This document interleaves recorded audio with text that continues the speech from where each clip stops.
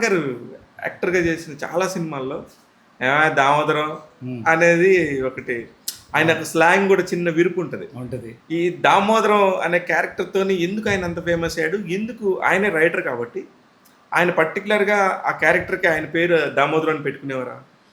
దామోదరం అనేది ముందు ఇది కథ కాదు అనే సీరియల్లో క్యారెక్టర్ వచ్చింది.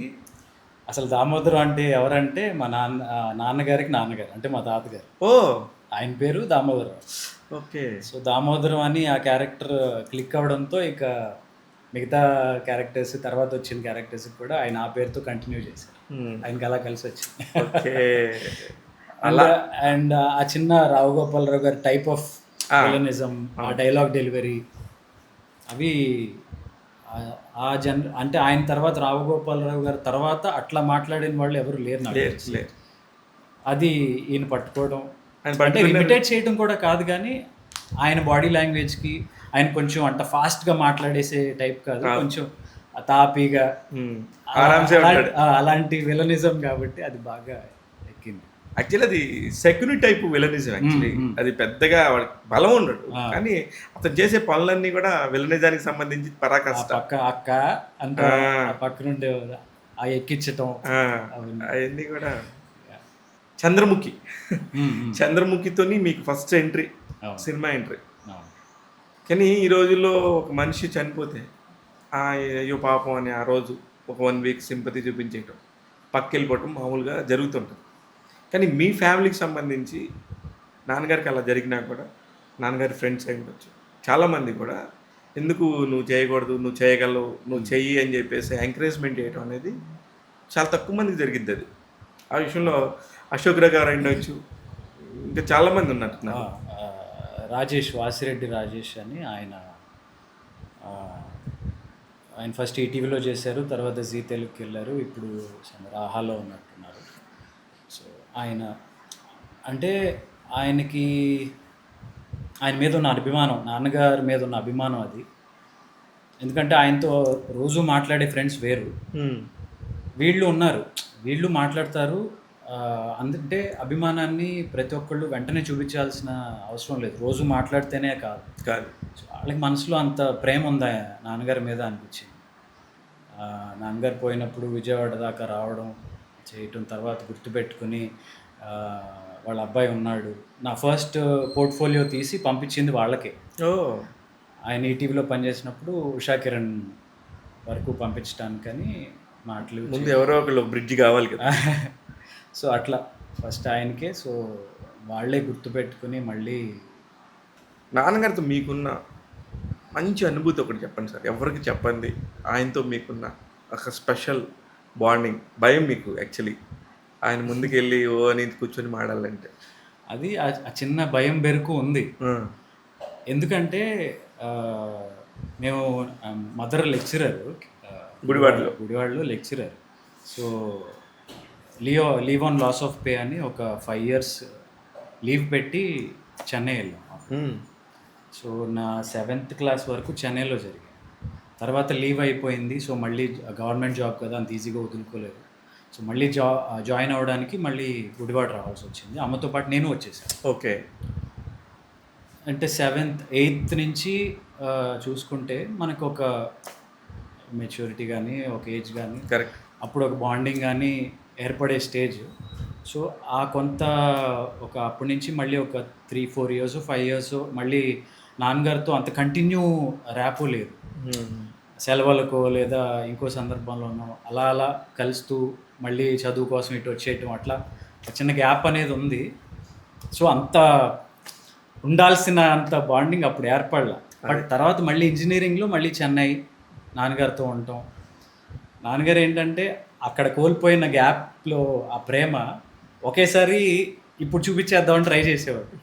మనకేమో అంత ఓవర్ డోసేజ్ ఎక్కదు కదా. అదే. సో చిన్న డిస్టెన్స్ అయితే వచ్చింది. తర్వాత ఇక ఆయన రోజు నన్ను ఆయన రిలాక్స్ అవ్వడం కోసం క్లబ్కి వెళ్ళేవాడు, నన్నే తీసుకెళ్ళేవాడు. అది ఆంధ్ర క్లబ్కి వెళ్ళేవాడు. అవును. సో మోస్ట్లీ ఆయన ఫ్రెండ్స్తో కంటే ఈవినింగ్ టైమ్స్ నాతో ఎక్కువ స్పెండ్ చేయడానికి ఇష్టపడేవారు. అప్పుడు మనకున్న ఏజ్లో ఏంటి, మనం మన సర్కిల్, మన ఫ్రెండ్స్, మనం బయటికి వెళ్ళాలి, అనేది నన్ను వెళ్ళనివ్వకుండా ఈయన నన్ను ఎందుకు తిప్పుతున్నాడు ఆయనతో పాటు అని నా ఫీలింగ్. ఇట్లాంటి చిన్న కానీ మీరు ఇప్పుడు ఆలోచిస్తే అప్పుడు ఆయన తిప్పిన రీజన్ ఏంటంటే మా వాడు ఉన్నాడు ఇలాగ నాతో ఇంత ధైర్యం, నాకు ఇంత బలం ఉంది, నాకు ఇంత అందమైన కొడుకున్నాడని చెప్పి చూపించుకోవాలనండి. బ్యూటిఫుల్ థింగ్ ఏంటంటే అప్పుడు ఆయన ఇలా క్లబ్లో కూర్చున్నప్పుడు రితిక్ రోషన్ సినిమా రిలీజ్ అయింది ఇప్పుడు, కహోనా ప్యారే, కహోనా ప్యారే. 2001 ఆ టైంలో ఇప్పుడు అయితే సూపర్ స్టార్ హిట్ అయిపోయింది. తర్వాత వాళ్ళ ఫాదర్ రాకేష్ రోషన్ ఆయన ఆయన ఎక్కడికో వెళ్తే రితిక్ రోషన్ గురించి అడగటం చేయటం, అసలు సూపర్ అది ఇది అలా ఆయనకి ఫీడ్బ్యాక్ ఇస్తే ఆయన పుత్రోత్సాహం కదా, చాలా హ్యాపీ ఫీల్ అయ్యాడని ఎక్కడో చదివారు. సో ఆయన ఏంటంటే నన్ను కూర్చోబెట్టి, అరే రేపు నువ్వు ఏదో అయిన తర్వాత, అంటే అప్పటికి యాక్టర్ అని నేను చెప్పానో లేదో గుర్తులేదు, కానీ అయిన తర్వాత ఇలాగే నేను ఒకరోజు క్లబ్లో కూర్చుని ఉంటాను, అరే నన్ను పిక్ చేసుకోరా అని కాల్ చేస్తాను, నువ్వు వచ్చినప్పుడు నువ్వు వచ్చేలోపు ఇక్కడ వాళ్ళందరూ నీ గురించి గొప్పగా మాట్లాడతారు, మీ వాడు వచ్చాడు అది ఇది అది చేశాడు ఇది చేశాడు అని చెప్తారు, నువ్వు అలా వచ్చి నన్ను పిక్ చేసుకుంటావా అది ఇదని ఇట్లా అడిగేవారు. అంటే అదొక ఆయన చూపించే అదే చేసే అది. అంటే ఇప్పుడు ఆలోచిస్తుంటే అవన్నీ ఆయన ఎంత ఫీల్ అయి ఉంటారు అనేది అనిపిస్తుంది. బట్ అప్పుడు మనకున్న మెచ్యూరిటీకి దాన్ని అంత సీరియస్గా తీసుకోం కదా. కరెక్ట్. అంటే ఇట్స్ రొటీన్ అనుకుంటాం, మనకి ఇప్పుడు లేరు కాబట్టే మనం కూడా ఇవన్నీ మాడుకోవాల్సి వస్తుంది అంతే తప్ప. అండ్ నేను అప్పుడు ఆడియో క్యాసెట్స్ తగ్గొనేవాడిని, ఏది కొత్తగా వస్తే అది కొనేయటం, సినిమా కూడా రిలీజ్ అవ్వకుండా ఆడియో తెచ్చేసి కార్లో పెట్టేసేవాడిని.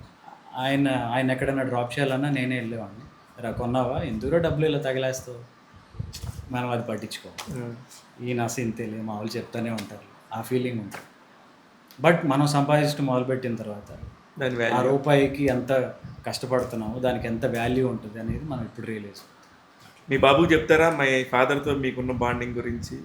ఇప్పుడు మీ బాబుని ఒకడే కాబట్టి మీరు ఎంత బాగా చూసుకుంటారు. అదే వాడు పుట్టిన తర్వాతే మనం ఆ రోల్లోకి ఫాదర్ రోల్లోకి వెళ్తాం కాబట్టి అర్థమవుతూ ఉంటుంది. ఓకే, ఏ విధంగా మనం జాగ్రత్తలు చెప్పాలి. ఇప్పుడున్న జనరేషన్ ఇంకో లెవెల్. అవును, అస్సలు మొత్తం ఫోన్. ఏమన్నా వచ్చినాయా తాత బుద్ధులు? ఏమన్నా ఉన్నాయి.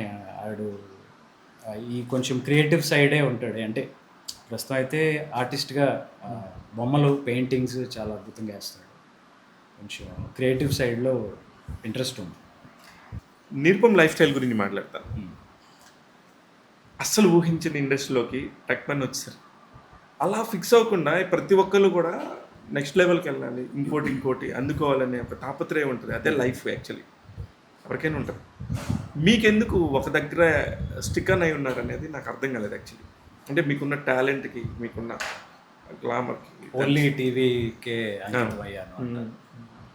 అది మేబీ నా నేచర్ ఏమో. అంటే అంత దూకుడుగా వెళ్ళిపోయి మనుషులతో పరిచయాలు పెంచేసుకుని ఆ కలుపుకొలతనంగా అలా లేకపోవడం అనేది ఒక ఇండస్ట్రీలో ఒక డిసడ్వాంటేజ్. అదే అనిపిస్తుంది నాకు. అంతే కదా, అంతకుమించి వేరే రీజన్ లేదు. ఎందుకంటే నాకు తెలిసినంత వరకు ఈ సినిమా ఇండస్ట్రీలో ఎంట్రీ లెవెల్లో డెఫినెట్గా కలవాలి అందరితో. రోజు ఏదో ఒక మీటింగ్ లేదా వాళ్ళ కళ్ళ ముందు తిరుగుతూ ఉంటే ఓకే ఈడొకడు ఉన్నాడు అనేది ఎవరైనా వాళ్ళకి నోటీస్ అవుతుంది. సో నేను అంటే స్టార్టింగ్లోనే నేను చంద్రముఖి అవి చేస్తున్నప్పుడు ఆడిషన్కి వెళ్ళడానికి నాకు ఏ ఇబ్బంది లేదు. నేను వెళ్తాను, ఆడిషన్ ఇస్తాను. బట్ ఏంటంటే నాతో పాటు న్యూ కమర్స్ కూడా ఉంటారు. ఇప్పుడు వాళ్ళు నన్ను ఎలా చూస్తారు, వీడు ఆల్రెడీ ఒక ఆర్టిస్ట్ అనేలాగా, మీరు కూడా వచ్చారేంటి అలా అన్నప్పుడు, అంటే ఎంట్రీ లెవెల్లో నువ్వు నేను పెద్ద తేడా లేదనేది నాకు తెలుసు, వాళ్ళకి తెలియదు కదా. సో మీరు కూడా మాతో పాటు ఇలా అంటే అనేది నవ్వు. సో అలాంటి కొన్ని డెలికేట్ సిచ్యువేషన్స్ ఫేస్ చేశాను.